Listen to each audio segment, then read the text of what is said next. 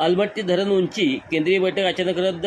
कृष्णा कालवा योजनेअंतर्गत अलमट्टी धरणाची उंची 5 मीटरने वाढवण्यासाठी कर्नाटक सरकार सध्या आक्रमक दिसत आहे। यामुळे कोल्हापूर सांगली जिल्ह्यात महापुराची धास्ती वाढणार आहे।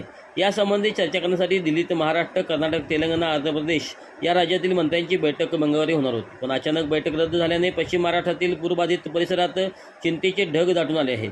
धरणाची सध्याची उंची 519.6 मीटर उंच असून 123 TMC पाणी क्षमता आहे। त्याची उंची वाढवून 554.26 करण्यासाठी कर्नाटक सरकारने मान्यता दिली आहे। पण 1 वर्षापासून कर्नाटक शासन केंद्रीय पातळीवरही पाठपुरावा करत आहे।